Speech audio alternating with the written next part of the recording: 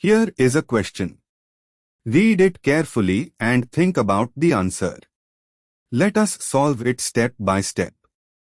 Let us first understand the key concept here. NaCN is a nucleophile that undergoes SN2 substitution reactions with alkyl halides. The selectivity between an aryl halide and a benzylic alkyl halide is key here. Moving on to the next step. Identify the two C halogen bonds in the starting material.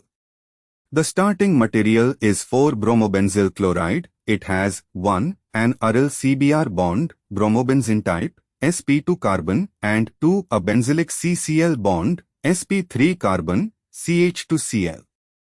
Moving on to the next step. Determine reactivity toward NaCN, nucleophilic substitution.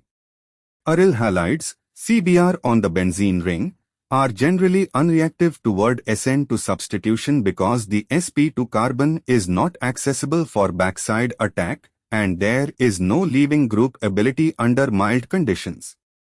Benzylic CCl bonds, however, are highly reactive toward SN2 substitution due to the sp3 carbon being accessible and the good leaving group ability of Cl.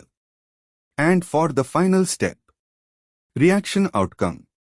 CN from NaCN in ethanol selectively attacks the benzylic CH2Cl via SN2, displacing Cl and forming CH2CN. The aryl CBr bond remains intact because aryl halides do not undergo SN2 under these conditions. Br parabenzene ring, CH2CN, which corresponds to option A.